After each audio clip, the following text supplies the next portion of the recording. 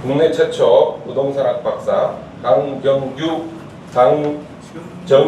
교수님을 소개드리겠습니다.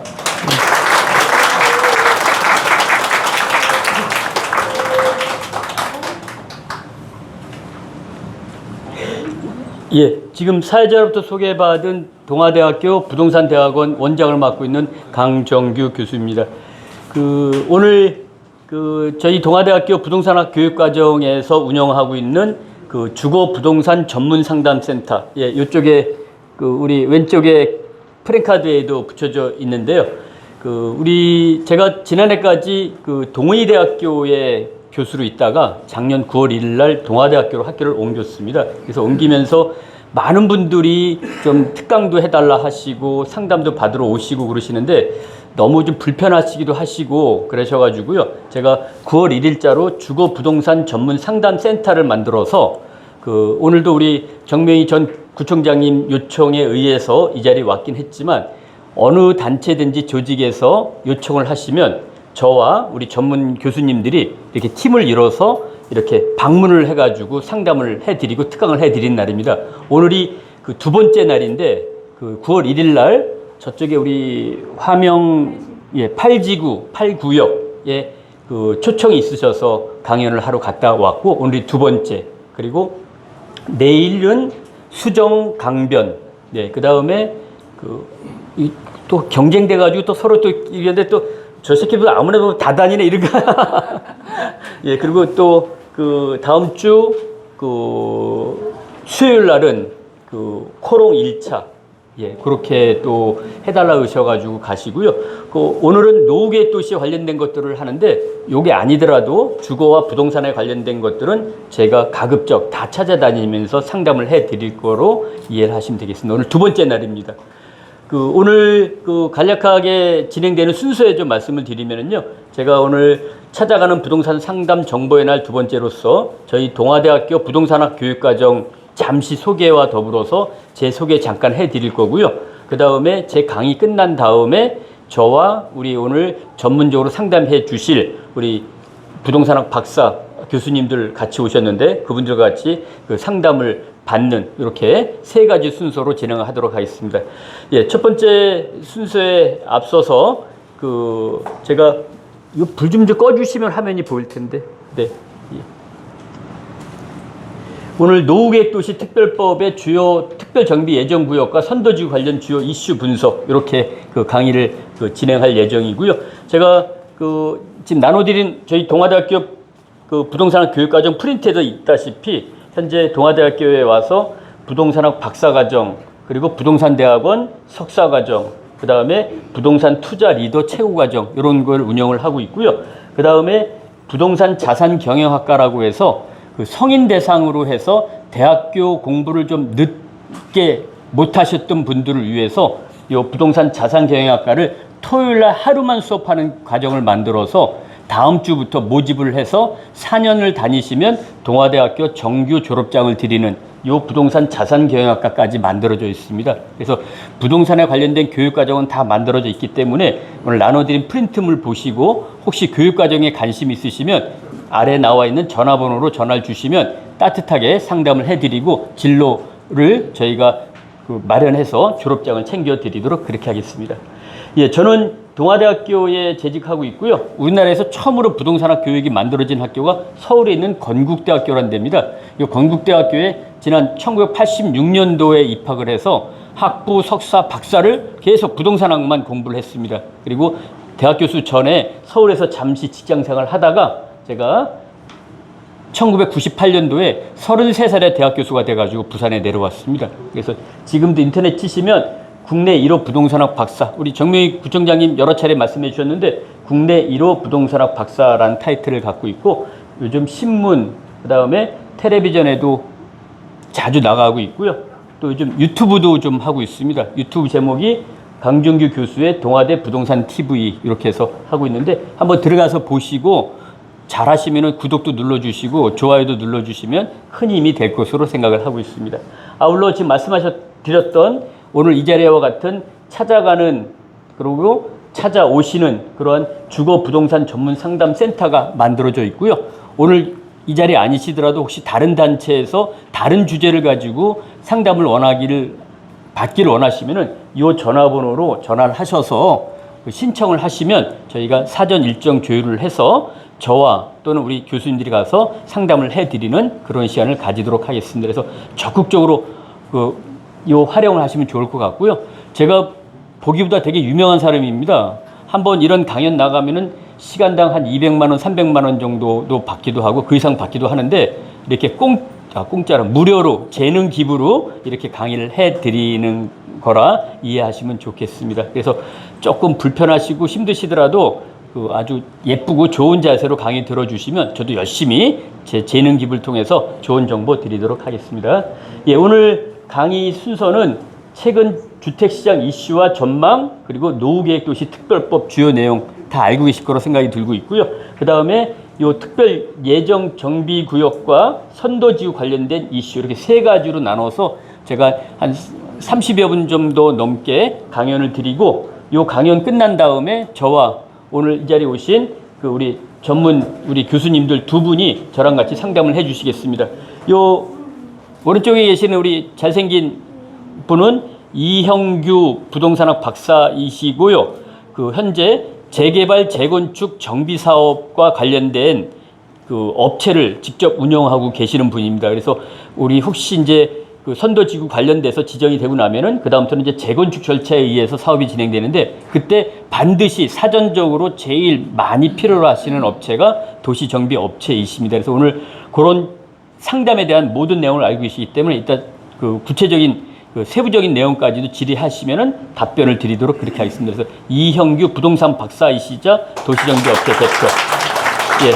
그다음에 이쪽에 또 잘생긴 분은 변호사이십니다. 정경민 변호사이신데 부동산학 박사이시고 부산에서 몇 안 되는 부동산 전문 변호사이십니다. 그래서 앞으로 법적인 것들이 상당히 많이 진행이 될 것으로 보여지고 있는데 예.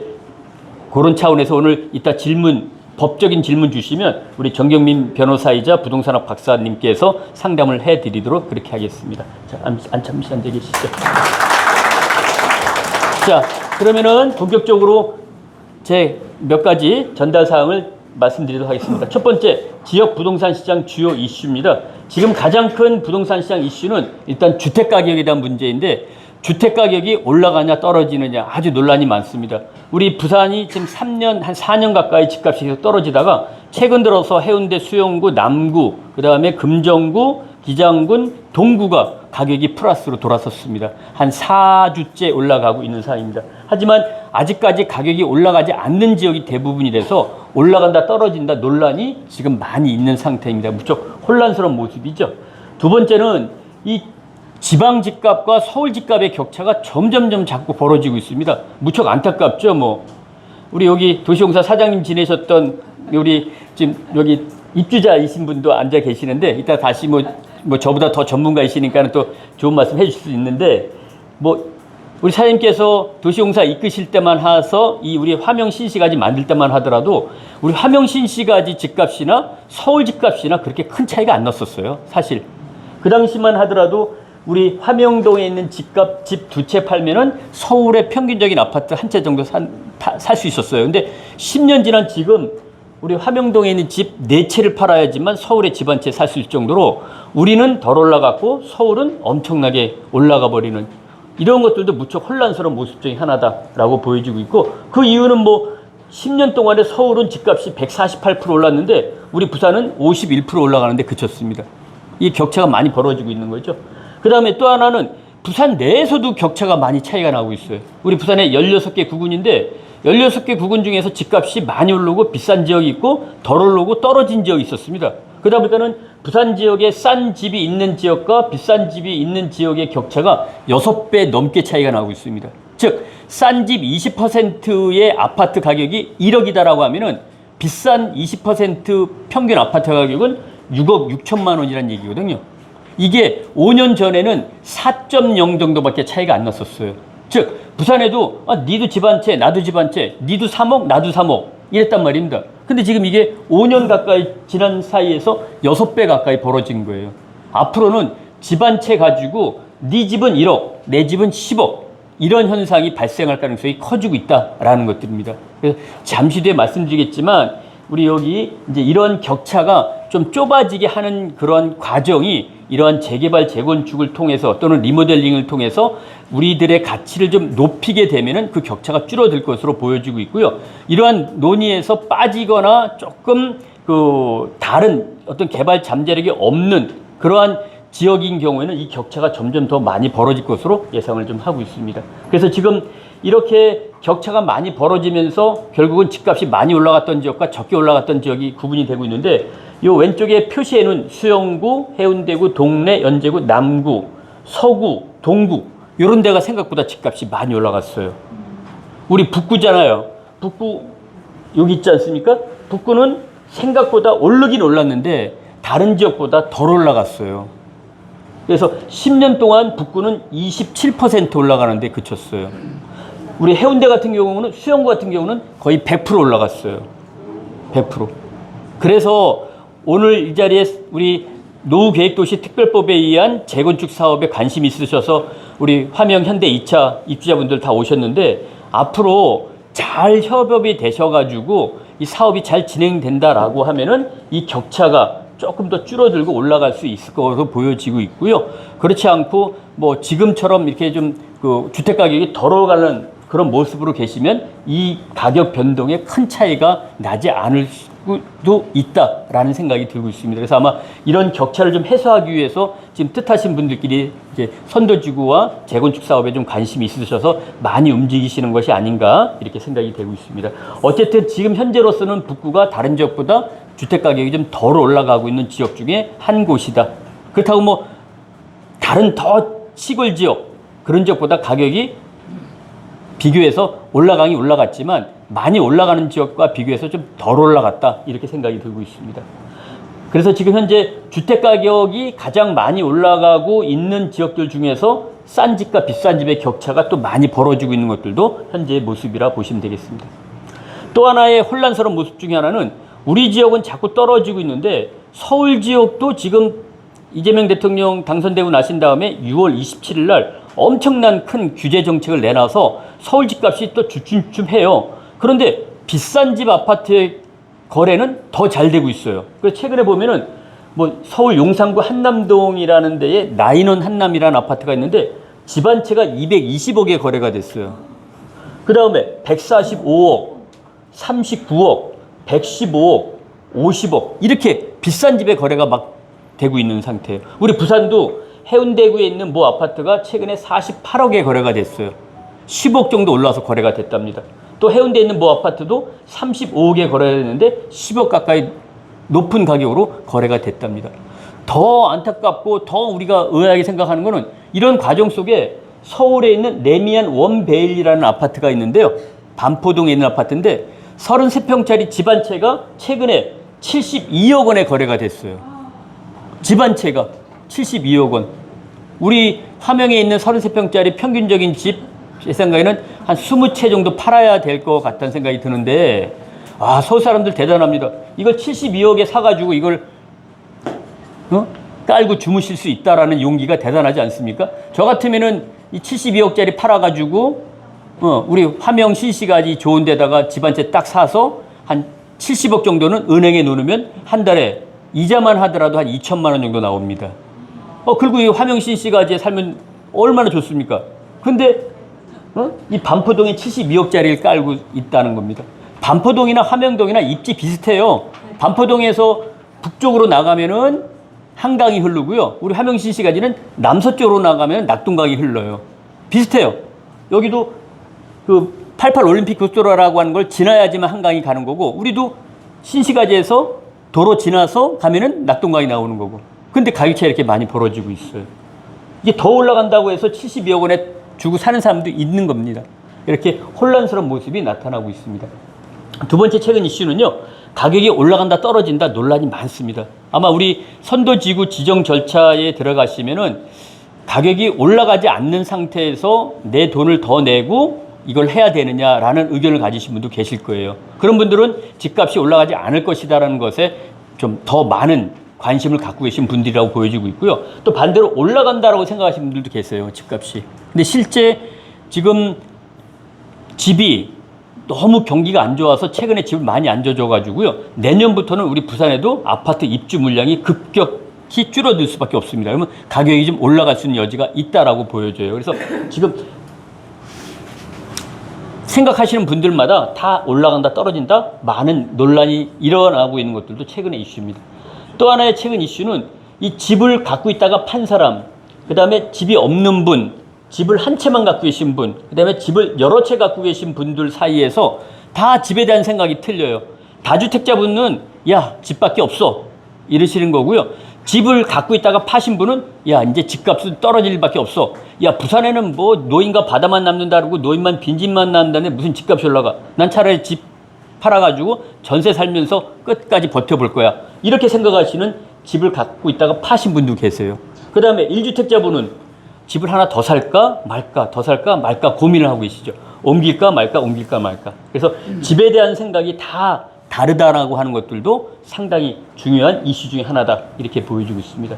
또 하나 이슈는 지금 이재명 대통령 취임 이후에 지금 부동산 규제 정책이라는 그 이름으로 지금 여러 가지 대책이 나오고 있는데 생각보다 규제 대책이 이제 이번 주 말 다음 주 초에도 또 하나 나온다 그러네요. 그건 서울 집값 잡기 위한 거고 우리 지방 지역은 관계 없을 거로 보여지고 있습니다. 그래서 규제 정책이 좀 나올 것으로 보여지고 있고 다만 이재명 대통령이 다른 진보 정권과 차이가 나는 것은 이 조금 주택을 많이 져주겠다는 이야기를 집권 초기부터 하고 계시는 것들이라고 보여지고 있고 또 지방을 좀 살려야겠다라는 의지를 조금 갖고 계시는 것 같아요. 그래서 아마 이번 주 말 다음 주 초에 나올 그 규제 대책에는 지방을 조금 살리기 위한 대책들도 좀 일부 포함되지 않겠나 이렇게 보여지고 있습니다. 그래서 지금 이렇게 최근 이슈가 보면은 무척 혼란스러운 모습도 나타나고 있는 상황인데 그러면 앞으로의 집값은 어떻게 될까? 유튜브 보면은요 집값 떨어지신다는 분, 그 다음에 집값 올라간다는 분들이 엄청나게 대립을 하고 계세요. 그래서 어떤 분은 집값 떨어진 사람 말이 맞다. 어떤 분은 집값 올라가는 이야기가 맞다. 이렇게 팽팽하게 그 이야기를 하고 있는데 집값 올라간다 떨어진다 이렇게 예측하시는 이분들은 거의 신의 경지에 도달한 사람들이라고 저는 생각이 들어요. 그렇지 않고서는 어떻게 무술인도 아닌 분들이 이렇게 집값을 정확히 이런 분들 보시면요 4개월 뒤에 생지역 온다 이런 표현까지 쓰면서 집값을 예측하고 있어요. 맞을까요 안 맞을까요?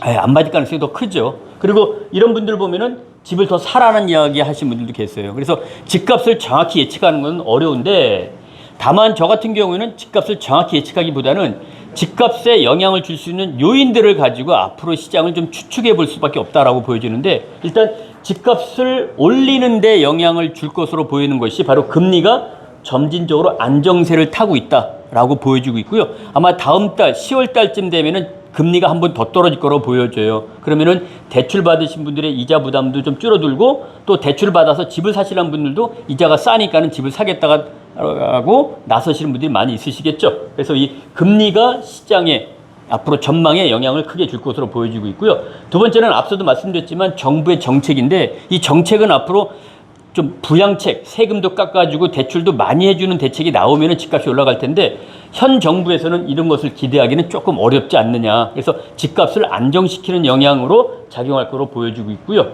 세 번째는 경제 성장입니다. 우리 이 자리에 계신 입주민들 내 소득이 늘어나면은요 집 사지 말라 그래도 집 사십니다. 또 이사 가십니다. 그런데 이 먹고 사는 게 너무 힘들어요 지금. 그래서 우리나라의 경제 성장률이 저 또한 상당수의 입주자님들 성장하시는 동안에 우리나라의 경제 성장률이 8%에서 10% 정도까지 됐던 적도 있어요. 근데 지금은 1%도 안 올라가고 있어요. 그러면 옛날에 내가 한 달에 1,000만 원 벌었다라고 하면은 쉽게 말하면 지금 한 달에 100만 원 버는 꼴이랑 똑같거든요. 이렇게 소득이 없는데 무슨 집을 사느냐. 그래서 이 경제 성장률이 낮아지는 것은 집값을 떨어뜨리는 데 영향을 줄 수 있다. 이렇게 보여주고 있고요. 또 하나 집값을 좀 떨어뜨리는 데 영향을 주는 것이 인구 구조입니다. 아이들을 안 낳아요. 그러다 보니까는 절대 인구가 줄어들고 또 젊은이들은 자꾸 서울로 빠져나가고 남아 계신 분들은 연세 많으신 분들이 부산이 살기 좋으니까 여기만 남아 계시는 거예요. 그러다 보니까는 집 살 사람이 없어지는 거죠. 그러다 보니까는 집값이 인구구조 변화에 의해서 낮아질 가능성이 있다라고 보여주고 있습니다. 다만 이렇게 낮아지거나 집값이 덜 올라갈 수 있는 영향 요인이 많기는 한데 거꾸로 집값을 끌어올릴 만한 영향 요인도 있어요. 그게 앞으로 우리 부산의 대규모 지역개발 사업이 상당히 많이 일어날 것으로 예측을 하고 있는데, 아시는 것처럼 가덕도 신공항 대략 한 20조 정도의 돈이 들어가요. 또 현재 정부에서 적극적으로 도와주고 계시는데 2030년 개항하게 되면은 개항 때까지 이 지역, 우리 지역에 20조 정도의 돈이 누군가의 주머니에 들어가는 거예요. 이걸 통해서 근로자분들 일도 생기고요. 또 장비 대여하신 분도 생기고, 또 근로자들 밥을 해주시기 위한 분도 생기고, 또 그분들이 우리 지역에 와서 집도 살 거고요. 이런 현상이 가덕도 신공항으로만 해서 20조, 그 다음에 강서권, 우리 강 건너 강서가 아주 크게 번창을 할 겁니다. 이 지역에도 여러 가지 개발 사업을 해서 10조 넘게 돈이 들어가요. 그 다음에 북항 재개발, 그 다음에 제2센텀, 이렇게 다양한 사업으로 인해서 2030년까지 대략 우리 지역에 떨어지는 돈이 약 40조 이상 된답니다. 이 돈이 2030년까지 다 우리 지역에 들어오는 거예요. 이 돈이 다 우리 주머니에 들어오는 거예요. 그럼 집을 살 수밖에 없어요. 그래서 이렇게 집값을 올릴 만한 영향 요인도 있다. 그래서 집값을 떨어뜨릴 요인, 올릴 요인도 있는데, 지금 현재로 봐서는 집값이 올라갈 요인보다는 집값이 떨어질 요인이 조금 많아요. 조금 많아요. 그래서 전문가들이 올해 우리 부산을 비롯한 지방 집값은 조금 더 떨어질 것이다 라고 예측을 하고 있습니다. 다만 그런 과정인데 지금 부산에 가격이 올라가는, 그리고 경기가 부동산 주택시장이 나아지는 모습이 조금씩 포착이 되고 있어요.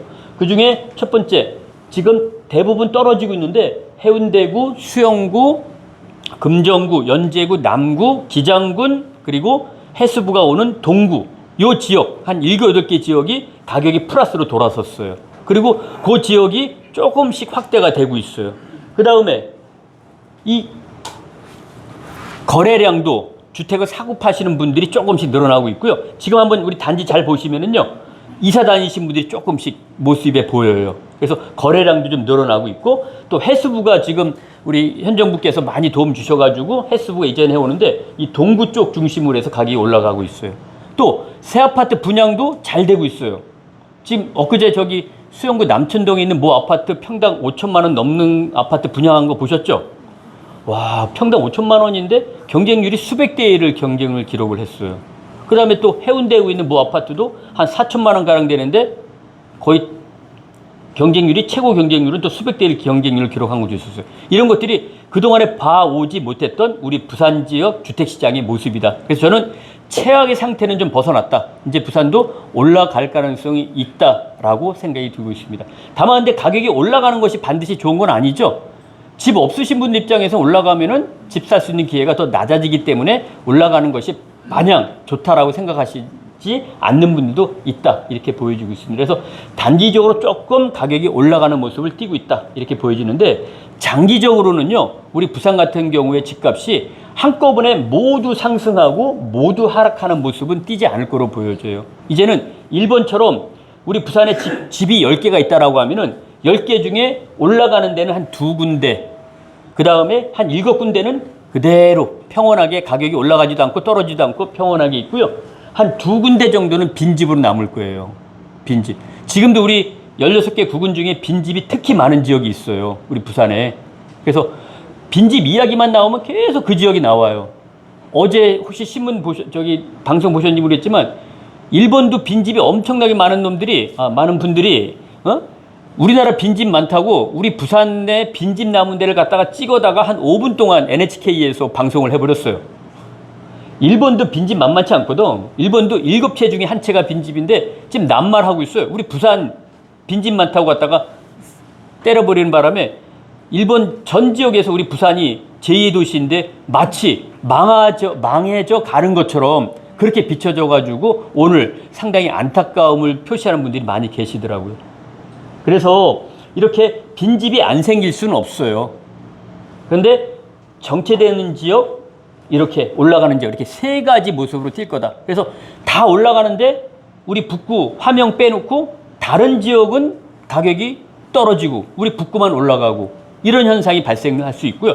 북구 지역 내에서도 올라가는 지역, 떨어진 지역이 같이 존재한다. 그래서 북구 올라갔다는데, 텔레비에서는 북구 올라갔다는데, 뭐 재건축 사업 많이 해서 북구 올라갔다는데 우리 집은 안 올라가는 거야. 옆집 아줌마 집값만 올라가요. 이런 현상이 발생될 수 있을 것으로 생각이 들고 있습니다. 따라서 앞으로 집값이 어떻게 된다라는 이야기 하실 때 올라간다 떨어진다 이렇게 얘기하시면 안 돼요. 어떤 경우라도 떨어지는 과정 속에서도 올라가는 게 있고 다 올라가는데 내 것만 안 올라가는 경우가 발생할 수 있다라고 하는 것에 꼭 관심을 가지시고 체크를 하셔야 되고요. 이것들을 우리가 주택시장의 세분화라고 이야기를 하고 있습니다. 옛날에는 다 올라가 다 떨어졌는데 이제 그렇게 안 한다는 거예요. 이게 각각 요건에서 각각 움직인다 이렇게 보시면 되겠습니다. 그래서 앞으로의 집값은 저는 올라가는 지역, 정체되는 지역, 하락하는 지역 이렇게 세 가지로 구분이 될 것으로 생각을 하고 있습니다. 자, 이렇게 현재 상황과 그 다음에 그 주택시장에 대한 전망을 제가 생각하는 것을 말씀을 드렸고요. 두 번째는 오늘 여러분들이 제일 관심을 많이 갖고 계시는 노후계획도시와 관련된 내용인데 그중에 먼저 이 노후계획도시 특별법 주요 내용 몇 가지 다 알고 계시겠지만 말씀을 드리면요. 첫 번째, 이 노후계획도시는 우리 이렇게 그 화명 신시가지와 같이 택지 개발이 된 지역에서 지정된 건 알고 계시죠? 그런데 우리 부산에서는 지금 이 노후계획도시 그러면 제일 시에서 많은 도움을 주셔서 이 사업이 일어나는 지역이 지금 해운대하고 우리 북구잖아요. 근데 해운대 북구 말고 지금 세 군데가 더 있어서 우리 부산에는 5개 지역이 노후계획도시 특별법에 적용을 받는 지역입니다. 우리 부산만 있는 줄 알았더니요. 전국에 108개의 노후계획도시 이런 분위기가 지금 만들어지고 있어요. 우리 옆에는 지금 김해에도 있고요. 그 다음에 울산에도 있고요. 다른 지역도 있어요. 그래서 전국적으로 이렇게 많은 지역에서 지금 노후계획도시에 따라서 재건축을 하겠다. 그 세대수가 무려 215만 가구 정도 돼요. 네. 이 정도가 되고 그래서 우리 지역만 있는 것이 아니다. 많다라는 것들이고요. 원래는 이러한 이 특별법이 서울 수도권에 있는 5개 신도시 분당, 일산, 삼본, 평촌, 중동 이 지역에 재건축을 해주기 위해서 만들어놨던 거예요. 그런데 왜 거기만 재건축을 해주느냐? 우리도 해달라라는 지역 정치분들의 의견 그리고 정부의 판단에 의해서 이렇게 지역수가 늘어났다. 그러면 이 특별법의 주요 내용 중에 혜택은 뭐냐? 일단은 용적률을 많이 높여줘요. 이 특별법에 의해서. 그래서 우리 지금 화명 신시가지도 용적률이 100% 이상 늘어나도록 되어져 있는 것들이죠. 그 다음에 재건축할 때 제일 걸림돌이 뭐였냐면 안전진단이었어요. 이 안전진단이 집이 위험하다라는 판단을 받는 건데 이 안전진단을 통과하기가 무척 시간도 많이 걸리고 돈도 엄청나게 들어갔어요. 예비안전진단, 정밀안전진단 이 두 가지를 통과해야지 집이 위험하다라는 소리를 해야지만 재건축할 수 있던 거예요. 우리 지금 이 현대 2차 같은 경우에 우리 김현주 입주자 회장님께서 관리를 잘해 주셔가지고 이 와서 아까 들어와서 좀 돌아봤더니 이 특별법 아니면은 제 생각에는 한 30년 지나도 재건축 안 해도 되겠어요. 너무 튼튼하고 깔끔한 거라. 이 단지가. 그런데 이런 상태에서 안전진단 통과 못해요. 서울 같은 경우에는 막 이게 아파트 단지에 재건축 하려고 이 틈이 벌어지면 아파트가 틈이 벌어지면 이거 메워야 되잖아요. 근데 이걸 벌리고 있어. 뭘 쓰셔가지고 이게 더 허물어지게 하려고 하는 분들도 계시다는 거예요. 물리적인 것들도 안전진단의 위험을 받게 하기 위한 것들이죠. 근데 이 안전진단을 면제시켜주는 것이 노후계획도시 특별법입니다. 그 다음에 각종 인허가 절차를 빨리 해주게 해서 서울 분당 같은 경우에 작년에 선도지구가 지정이 됐는데 지금 나오는 뉴스는 2030년에 아파트를 입주할 수 있을 거래요. 근데 근황 재건축을 하면은요, 와, 이건 진짜 30년 걸려요. 그래서 이 재건축 하다가 그런 말이 있어요. 입주할 때 기다리다가 입관한다는 말이 있습니다. 그런데 이 특별법은 인허가 기한을 무척 당겨줬어요. 그래서 여러분들 우리 입주자님께 의지만 맞으면 생각보다 빨리 입주할 수 있는 여건도 법상으로는 되어져 있다. 근데 그게 이제 우리 의지가 맞아서 하자 빨리 하자라는 게 맞아야 되는데 의견이 안 맞으시면 좀 이따 말씀드리겠지만 입관하는 거죠. 입관하시는 겁니다. 그래서 이러한 혜택이 있습니다. 다만 공공기여라고 하는 것들이 있어서 늘어나는 용적률의 일정 부분을 다시 환원해야 한다라는 것들도 법에 명시가 되어져 있다라는 것들입니다.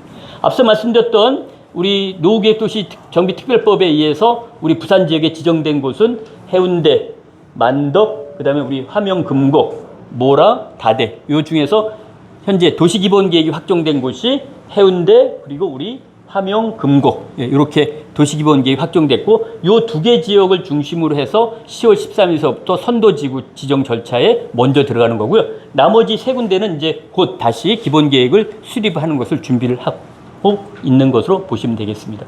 우리가 지금 있는 데가 7번이죠. 13번. 13번. 네, 맞습니다. 13번. 여기 우리 현대 2차 대림쌍용 강변타운. 그죠? 이쪽이. 예. 평지에 상당히 좋게 되어져 있죠. 예. 우리 9월 1일 날 이쪽에 8번에 가서 그 사업 설명을 했었었고요. 그다음에 또 내일은 몇 번이지? 14번 수정. 예, 수정 강변. 네. 예. 거기에서 그 제 특강을 또 해달라고 말씀을 했습니다. 지금 해운대도 13개 정도가 지금 예정구역으로 지정이 되어져 있는 상태입니다. 이 예정지역 중에서 한두 군데 정도가 선도지구가 1차로 지정이 되는 거고요. 그 1차 지정 이후에는 다시 2차, 3차 선도지구 지정 절차에 의해서 정비사업이 진행될 것으로 예측을 하고 있습니다. 자, 그러면 이렇게 지금 특별법에 의해서 상당히 좀 많은 혜택을 줄 것처럼 보이는 이 특별법에 의해서 이 선도지구 지정 절차가 마치고 먼저 사업이 진행되고 있는 서울의 분당, 일산, 3번, 평청, 중동에서 이 사업을 하면서 나타났던 여러 가지 이슈가 있었습니다. 그 이슈를 바탕으로 해서 우리 입주자님들께서 앞으로 준비하셔야 할 것, 그리고 어떤 것들을 서로 취합을 해서 의견을 맞아야 하는지 그런 이슈에 대해서 몇 가지 설명을 드리도록 하겠습니다. 먼저 첫 번째, 이 노후계획도시 특별법 적용지역은 절호의 기회라고 하는 것을 인정하셔야 됩니다. 앞서 말씀드렸지만 이 지금 우리 화명 신시가지는 우리 사장님도 도시공사 사장님도 앉아 계시지만 처음 지을 때부터 용적률이라고 하는 것이 지금 현재 이 용적률만 하더라도 평균 다 200% 다 넘습니다. 근데 현재의 법상으로 특별법이 아닌 데서 재건축을 하시게 되면은 기껏해서 늘어나는 용적률이 한 30, 40%, 20, 30%밖에 안 됩니다. 거의 내 돈 내고 내가 재건축하는 형태랑 똑같아요. 그런데 이 특별법에 의해서 지금 용적률이 100% 이상 늘어났습니다. 그래서 지금 일부 언론을 보도를 보면 하늘이 준 기회다. 하늘이 준 기회다. 그래서 이 특별법에 대한 여러 가지 장점을 많이 부각을 하고 있고요. 또 일부에서는 용적률 높여주고 안전진단 면제시켜주고 인허가를 단축시켜주는 자체가 혜택이다. 그래서 이거는 특별법이 아니라 특혜법이다. 특혜법이다. 그리고 이 노후계획도시 특별법에 적용받는 지역이 108개 구역이라고 말씀드렸잖아요. 거기 아닌 지역은 그냥 재건축을 해야 돼요. 그럼 기존 재건축은 어떻게 해야 되느냐? 그냥 뭐 안전진단 받아야 되고요. 용적률도 혜택 못 보고 그대로 해야 되고요. 인허가도 철저한 계획에 의해서 철저한 인허가를 받고 그냥 하셔야 되는 거예요. 그래서 기존 재건축과 비교해보면은 이거는 엄청난 혜택이다. 그래서 형평성 논란까지 불거져 있는 상태라고 보시면 되겠습니다. 그래서 이 노후계획도시에 적용을 받는 우리 화명 신시가지에 계신 입주자님들은 어찌됐든 간에 앞으로 사업을 끌어나가시는 과정 속에 논란은 생길 수 있을 거로 보여지지만 일단 혜택을 받을 수 있는 대상이다라고 하는 것은 인정을 하셔야 된다. 여기 우리 화명 신시가지나 화명 일대에도 이 노후계획도시 특별법 적용 안 받는 지역 있지 않습니까? 그 지역은 추가로 들어갈 수는 있습니다. 근데 지금부터 하려고 그러면 5년, 10년 후에나 특별구역 안에 이제 다시 구역을 재조정하면서 들어가셔야 되거든요. 근데 일단 하든 안 하든 들어가 있다는 자체만으로도 큰 혜택이다라고 하는 것을 인정해 주셔야 된다라고 생각이 들고 있습니다. 두 번째, 그러다 보니까는 이 지금 서울 분당, 평촌, 3번, 중동, 일산 이런데 이 노후계획도시 특별법에 적용을 받아서 사업 진행하는 과정 속에서 집값이 엄청나게 올라갔어요. 집값이. 그래서 지금 보면은 이 5개 신도시 중에서 초기에는 집값이 다 올라갔어요. 다 올라갔어요. 그러니까 초기라고 하는 것은 지금 우리 화명 신시가지 지금 여러분들 계시는 거랑 똑같습니다. 그래서 아마 다른 지역 이 노후계획도시 특별법 적용받지 않는 지역보다는 만약에 집을 팔고 이사 가시려 했던 분이 지금 집 보러 온 사람이 한 명도 없었다. 근데 아마 지금부터 12월 달까지 선도지구 지정 움직임 하면서 많은 분들이 움직이고 뭐 소문도 나고 하다 보면은 아마 집 보러 오신 분들이 생길 수가 있어요. 또 진짜 나가신다라고 하면 지금 집 팔고 나갈 수 있는 분들도 계시지 않겠나 생각을 합니다. 그래서 아마 이러한 분위기가 아마 다음 주, 그 다음 주 정도서부터 보면은 해운대구와 북구가 가격이 마이너스에서 플러스로 돌아설 가능성이 있다라고 보는 것들이죠. 그만큼 집값에도 영향을 줄 수 있을 만큼 이 노후계획도시 특별법은 혜택이 많이 있다라고 하는 것이 이 집값에도 영향을 미쳐서 실제 플러스로 돌아섰다라고 하는 것들이 통계상 나와 있다라고 보시면 좋겠습니다. 다만 이 혜택을 받는 특별법의 적용 대상 지역도 서울 같은 경우에는 3군데는 가격이 많이 올라갔고요. 이 2군데는 가격이 덜 올라갔거나 제자리 걸음을 했다라는 사례도 있다. 어쨌든 간에 초기에는 가격이 다 올라갔다라고 볼 수가 있습니다. 문제는 근데 이 재건축 사업이 가격이 덜 올라가는 이유 중에 하나가 이 서울의 재개발 재건축에서도 이미 나타난 바와 같이 특별법의 적용을 받지 않는 단지들에서 재건축 재개발을 하면서 지금 나타나는 문제점이 이 공사비 때문에 상당한 논란이 불러지고 있어요. 공사비가 너무 많이 올라가고 있어요. 그래서 공사비가 올라간다는 것들은 결국은 이 분담금이라고 하는 것이 올라가는 거거든요. 그래서 이 특별법에 의해서 정비사업, 재건축 사업을 하시는 것들은 좋은데 아마 혜택이 있다 하더라도 쉽게 접근하는 데는 이 분담금 공사비 때문에 갈등이 조금 생길 수 있는 여지는 있다라고 보여주고 있습니다. 그래서 우리 부산도 마찬가지로 지금 현재 특별법에 적용을 받지 않는 재개발, 재건축 사업에서도 공사비 인상 때문에 논란이 많이 불거지고 있어요. 그래서 이 특별법에 적용을 받는 우리 화명신시가지도 혜택은 있지만 결국은 이 우리 화명신시가 내에서도 차별적인 사업이 진행될 것이다. 되는 데는 되고 잘 안 되는 데는 안 될 것이다 라고 생각이 들고 있습니다. 그래서 혜택은 맞지만 사업이 진행되는 것과 진행되지 않는 것이 차이가 날 수 있다라고 보여지고 있습니다. 두 번째입니다. 두 번째는 지금 준비하고 계시는 선도지구 지정과 관련된 것들인데 이 이항 특별법의 적용을 받아서 노후계획도시를 재건축하시려 하시면 먼저 하자라는 의지를 갖고 있는 곳이 상당히 많이 있습니다. 그래서 더 없는 재건축 기회 선도지구 공모에 벌써 노후 신도시들이 들썩거리고 있다라는 겁니다. 그래서 우리보다 1년 정도 선도지구 지정이 먼저 끝났던 수도권의 예를 보면은요. 수도권 5개 신도시에서 선도지구 공모를 마감한 결과 전체 5개 신도시에서 162개 구역이 있는데 이 162개 구역에서 우리가 먼저 선도지구 하겠다라고 신청한 단지가 구역이 61% 정도 됐답니다. 그러니까 반 정도 넘는 단지가 우리가 선도지구 해달라, 우리가 선도지구 하겠다라고 신청을 한 거죠. 그 중에서 분당이라는 곳이 가장 많이 신청을 했어요. 67곳 중에서 47곳이 선도지구를 해달라고 신청을 했어요. 그 다음에 일산 같은 곳은 한 절반 정도도 신청을 안 했어요. 그래서 47개 중에서 22곳. 아니요, 일산에 계시는 입주자님들은 이 노후계획도시 특별법 혜택 있다는 거 몰랐을까요? 선도지구 먼저 하면은 빨리 진행돼서 빨리 새 아파트 입주한다는 거 몰랐을까요?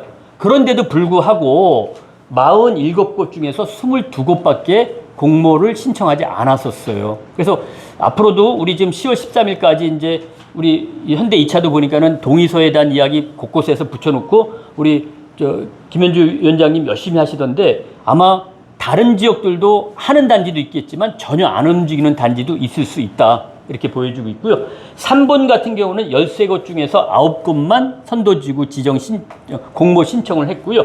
평촌은 19곳 중에서 딱 절반에 해당되는 9곳. 그리고 중동은 16곳 중에서 12곳. 그래서 앞서 말씀드린 것처럼 전체 선도지구 신청할 수 있는 구역들 중에서 61% 절반 조금 넘게 많이 선도지구 신청을 했다라고 하는 것이 우리보다 1년 먼저 선도지구 지정 절차를 끝난 서울 수도권의 분당, 일산, 3번, 평촌, 중동의 이 내용이다라고 보시면 되겠습니다. 아마 그렇지만 우리 부산에서도 이 선도지구가 지정이 되는 과정 속에서 이렇게 가격에 영향을 줄 수 있다라고 하는 것들 때문에 아마 신청을 준비하시는 단지들이 의외로 많이 있을 것이다라고 보여지고 있고요. 아시는 바와 같이 선도지구 지정의 가장 큰 평가 항목은 뭐라? 입주율입니다. 입주율. 동의율인데 지금 서울 같은 경우에 분당 같은 경우 대표적인데 이 동의율이 거의 다 만점 수준인 95%를 다 넘었었습니다. 그래서 동의율 95%, 여기도 95% 이런 내용이 나오고 있다. 왜? 이렇게 해가지고 선도지구 지정되니까는 뭐 가격이 하루에 4억씩 올라갔어요. 4억씩. 근데 왜 안 하냐라는 의견과 좀 신중하게 하자. 지난번 우리 저 8구역 1차 우리 부동산 정보 상담의 나라에서 특강을 할 때도 좀 신중히 가자라는 의견도 일부 있으셨습니다. 그래서 앞서 보셨지만 서울 수도권에서도 공모 신청 비율이 61% 정도 됐다라고 하는 것들도 참고로 하시고, 하신 단지는 무조건 동의율은 만점 수준이 90% 넘었습니다. 이번에도 마찬가지입니다. 95% 만점 못 받으면은 선도지구 지정에서는 당첨되시기가 쉽지 않을 거로 보여지고 있습니다. 그래서 지금 이 선도지구 지정을 먼저 하자는 차원에서 지금 우리 현대 2차도 마찬가지지만 주민들 동의서 작성을 독려하는 현수막 같은 거 많이 붙이고 계시고요. 그 다음에 커뮤니티 홍보, 마을버스의 광고, 이런 다양한 방법도 하고, 또 저와 같이 유명한 강사 초청하셔서 특강도 하시고, 예, 이렇게 하고 있습니다. 그런데 이걸 하는 과정 속에서 입주민들 사이에서 일부 이 동의율에 다른 생각을 가지신 분들과의 생각 차이도 발생이 됐었던 것들이 서울 분당의 사례입니다. 그래서 왜 이렇게 좋은 행사가 있고 좋은 사업이 있는데 왜 동의서 안 내라고 하면서 동의서 안 내신 분들에 대해서 엘리베이터 내부에다가 동의를 하지 않은 가구를 공개를 했어요. 엘리베이터에다가 동그라미 X, 동그라미 X, 동의서 안 내신 분들. 그래가지고 상당히 논란이 있었던 것들이 분당에 있었습니다. 그 다음에 또 개인적으로 연락을 하는 거예요. 우리 추진협의회 관계자분들께서 동의서 써주세요.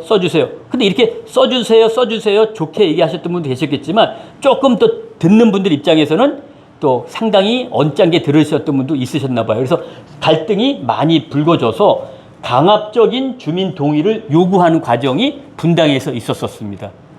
경쟁이 너무 심하다 보니까는. 그래서 아마 이런 것들은 상당히 앞으로 우리 그 화명뿐만이 아니라 해운대도 마찬가지고 다른 지역에서도 이 선도지구 공모하는 과정 속에서는 이런 문제가 발생할 수 있을 것이다 라고 보여지고 있습니다.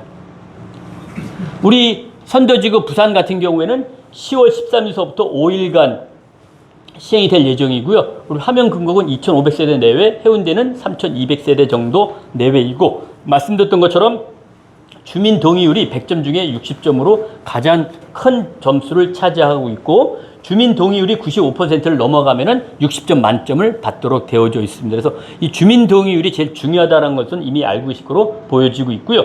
지금 분당 같은 경우에 선도지구 낸 지역, 구역의 평균 주민 동의율을 봤더니 90.7%였습니다. 아까 67곳 중에서 47곳이 선도지구 공모에 냈는데 그 냈을 때의 주민 동의율 평균이 90.7%. 95% 안 된 데는 다 떨어졌어요. 네, 그 정도로 동의율이 매우 중요하다라고 보여주고 있고요. 지금 공고 다 떠 있다는 거 알고 계실 거고, 점수 항목은 말씀드렸던 것처럼 주민 동의 여부 60%, 그 다음에 정주환경 10, 그 다음에 도시기능 활성화 10 이렇게 돼가지고 요 세 가지가 되어져 있는데, 우리는 천만 다행인데 분당 같은 경우에는요, 이거 말고 뭘 요구했냐면 이걸로 집값이 올라갈 수 있는데 그 올라간 거를 뭐로 사회에 환원할 것이냐, 공공기여를 더 하는 것을 점수화에 포함시켰었어요. 우리는 빠졌어요, 다행히. 그래가지고 5% 더 토해내겠다라고 하면은 몇 점 더 주고, 10% 더 토해내겠다 하면 몇 점 더 주고, 그래가지고 그때는 무조건 선도지구 되려고 토해내겠다는 거를 많이 토해낸다고 얘기하셨겠죠. 그래서 당첨되고 나니까는 마음이 달라진 거야. 와, 너무 많이 썼나? 못하겠네. 이러면서 또 논란이 불거지고 있는 것들도 사실입니다. 우리 부산은 정량적인 평가 지표만 들어가 있기 때문에 서울 분당처럼 공공기여에 대한 것들은 빠져 있어서 부담이 좀 덜하다라고 보시면 좋겠습니다. 세 번째, 앞으로 선도지구 관련돼서 주요 이슈 중에 하나는 앞서도 잠시 말씀드렸지만 이 공공기여에 대한 논란이 불거질 수 있다. 이 공공기여는요, 제가 표현을 해놨는데 늘어난 혜택에도 빼앗아 간다라는 판단이 늘 것이다. 우리 이 선도지구 지정이 되게 되면은 용적률 한 100%가량 더 혜택을 보는 거예요. 그 100% 올라간 것 중에 한 10% 정도 토해내는 거거든요. 그런데 이게 지금 어떻게 비춰지고 있냐면 늘어나는 것 중에서 토해내는 것이 아니라 그냥 늘어나는 건 생각 안 하시고 토해내는 것만 걱정을 하고 계시고 토해내는 것만 부각이 되고 있는 상황입니다. 그래서 지금 이 분당 같은 경우에 이 토해내는 걸 감안을 했더니 지금 전용 84제곱미터짜리를 갖고 계신 분이 노후계획도시 특별법에 의해서 재건축 사업이 마무리될 경우 새 아파트 들어갈 때 똑같은 평형으로 들어갈 때 토해내야 할 분담금이 지금 최소 2억 4천만 원 정도로 추정이 되고 있어요. 그리고 공사비가 계속 올라가고 있어요. 그래서 실제 분당 같은 경우에 33평짜리 노후주택 갖고 계신 분이 새 노후주택으로 가실라 할 때 납부해야 할 실제 부담금은 4억에 될 것이다 라는 시뮬레이션이 지금 나오고 있어요. 그래서 우리도 마찬가지로 이렇게 용적률을 많이 줬지만 공공기여에 대한 것들을 염두에 두고 사업을 하실 경우에 이 추가 분담금이 있을 수 있고 또 추가 분담금이 공사비가 올라가기 때문에 점차 증가할 수 있다라고 하는 것들도 꼭 염두에 두시고 알아두셔야 됩니다. 그래서 지금 이 공공기여 관련된 때문에 이 여러 가지 갈등이 심화되고 있는 모습도 나타나고 있다. 이렇게 보여지고 있습니다. 우리 부산시에도 지금 조례로서 이 노후계획도시 재건축 사업을 했을 때 지금 토해내야 하는 공공기여에 대한 것들이 조례로 명시가 되어져 있지만 서울 수도권보다는 많지는 않습니다. 그리고 지금 이 말씀드렸던 것처럼 늘어난 혜택에서 일부 토해내는 것이 공공기여인데 지금 자꾸 받아들이는 거는 앞서 말씀드렸지만 늘어나는 건 생각 안 하시고 이 토해낼 것만 걱정을 하고 계세요. 그래서 실제 서울 수도권에서도 공공기여가 너무 많다라는 논란이 나와서 지금 공공기여율을 조정해달라라는 요구가 많기 때문에 가능성은 좀 지켜봐야 되겠지만 이 공공기여에 대한 비율을 조금 조정할 수 있는 여지도 있지 않겠나 생각을 하고 있는데 문제는 이 특별법이 특혜법이라고 현재도 생각을 받고 있는데 일반 재건축 하시는 분들과 형평성에 비교해 보면은 너무 많이 혜택을 주는데 이것까지 깎아준다? 라는 얘기도 나올 수 있어서 조금 공공기여율 자체를 조정하는 것은 힘들지만 논의는 지금 이루어지고 있다. 이렇게 보시면 좋겠습니다. 그 다음에 네 번째로 이 선도지구 또는 특별법과 관련돼서 나타나고 있는 주요 이슈 중에 하나는 우리 입주민들끼리의 이해 갈등입니다. 이해 갈등. 그래서 우리 엊그제 제가 1차 찾아가는 부동산 상담할 때도 1차 1일 날도 마찬가지였는데 질문을 하라 하셨더니 질문을 하지 않고 본인 의견을 주장을 하시면서 얘기하신 분이 계세요. 딱 두 분류예요. 가자. 뭐 있나? 빨리 가자. 또 어떤 분은 천천히 가자. 다른 사람 하는 거 보고 천천히 가자. 이런 의견이 팽배하게 나왔었습니다. 그래서 의견이 조금 충돌이 되는 모습이 나타났는데 이 지금 현재 하고 있는 이 노후계획도시 특별법은 더더욱 갈등이 많아질 수밖에 없어요. 우리 현대 2차끼리만 하더라도 의견이 다르신 분들이 나오는데 현대 2차하고 또 옆에 우리 대쌍 같이 하신다면서요. 그러면 우리 현대 2차하고 대쌍하고 컨디션이 다르잖아요.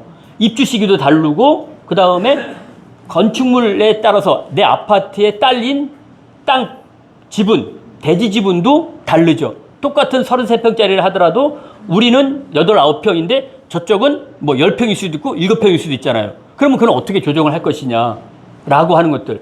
그 다음에 또 하나는요. 서울에서 했던 얘기인데 우리 지금 위치를 보면은 현대 2차가 좋나요? 아니면 대쌍이 좋나요? 당연히 현대 2차가 좋다 얘기하시겠죠? 왜 좋나요? 네? 지하철이 가까워? 도로가 가까워? 저 대쌍 분들은 또 뭐라 하시겠어요?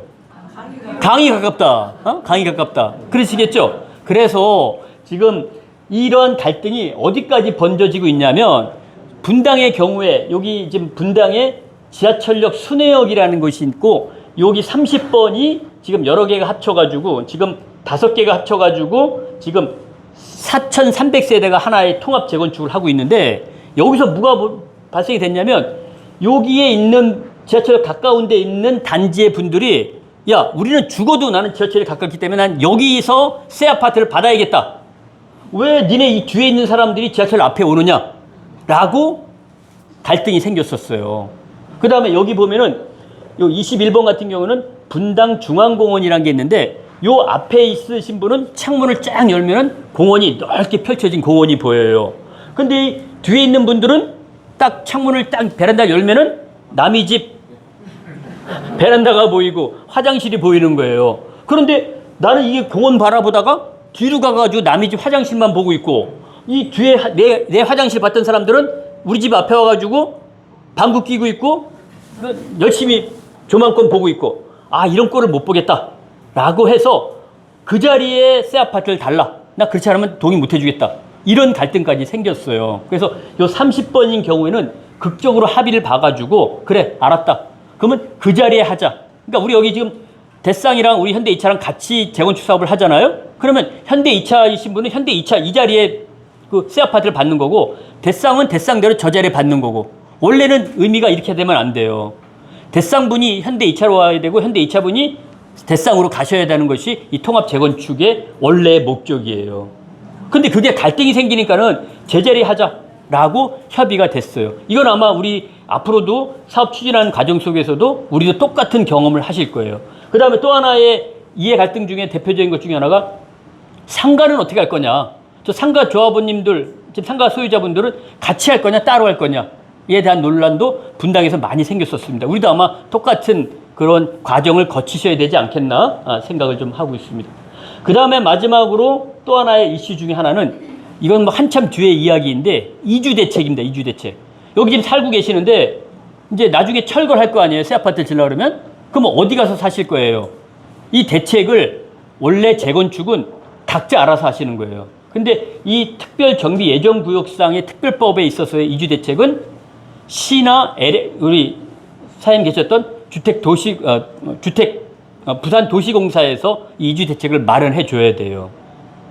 그래서 이 이주 대책이 만약에 이제 우리 현대 2차 한 800가구, 대쌍은 한 1000몇백 가구? 그럼 같이 하면은 한꺼번에 2000세대가 입주민들이 어디 가서 사셔야 되잖아요. 한 4, 5년 동안에. 어디로 갈 것인가? 이 가시는 분들 중에서 나는 죽어도 화명 못 떠난다. 나는 뭐 내 집 철거하려고 그러면은 반드시 이 화명 옆에다가 집 지어놓고 거기 들어가지 않는 한 난 못 간다. 이렇게 생각하시는 분도 계세요. 저쪽에 강서 좀 가세요? 아니면 저 해운대 쪽에 가서 한 4년 동안 살다 오세요. 아, 난 못 가. 그러면서 이 이주 대책과 관련돼서 철거하는데도 상당한 갈등이 생길 수 있는 여지가 있다라고 보여지고 있습니다. 그래서 이러한 것들이 앞으로 논란이 될 수 있다라는 이슈로 몇 가지를 말씀드렸습니다. 지금 이 선도지구뿐만이 아니라 특별법에 따라서 이 선도지구 절차가 원활하게 진행이 되면은 정말 재건축의 급행 열차가 될 수도 있고요. 또 의견이 다르셔서 또 사업이 좀 늦어지게 되면은 계속 갈등만, 주민들끼리 갈등만 일으키고 사업도 안 되는, 흔히 말하는 독이 든 성배와 같은 역할도 할 수 있을 것으로 보여지고 있습니다. 이 그림이 여기 화명 신시가지 모습이고요. 그 다음에 이게 서울에 있는 압구정동 현대아파트 일대에 우리나라 제일 비싼 아파트의 조감도입니다. 화명 신시가지나 압구정동 현대아파트나 다를 게 하나도 없어요. 이쪽에는 한강 흘러가고 있고요. 우리 화명에는 낙동강이 흘러가고 있어요. 이 압구정동 현대아파트도 88 올림픽 고속도로라는 도로가 단지를 경계로 해서 지나가고 있고요. 우리도 이 강변도로가 지나가고 있어요. 그래서 여러분들이 잘 선택에 잘 하셔서 이런 아파트를 만들 수 있는 여건은 지금 되어져 있다라고 하는 것들이고, 그런 것들을 여러분들 의지대로만 하셔야 됩니다. 이거는 뭐 안 하고 싶으면 안 하셔도 되는 거예요. 뭐 강제로 끌고 가는 거 아니기 때문에. 그래서 이렇게 될 수도 있고, 우리 김현주 위원장님 오다 보니까 프랭카드에 선정 안 되면 슬러마, 선정되면 뭐라 그랬지? 선정되면 랜드마크. 예, 그런 프랭카드가 붙어져 있더라고요. 예, 그래서 그거 보면서 왔는데 여러분들끼리 잘 협의를 하셔서 그 좋은 결과를 이루시기를 바라고, 저나 많은 분들이 같이 그 좀 협조해서 좀 도와드리도록 그렇게 하겠습니다. 자, 불 켜주시고 질문 받도록 하겠습니다. 네.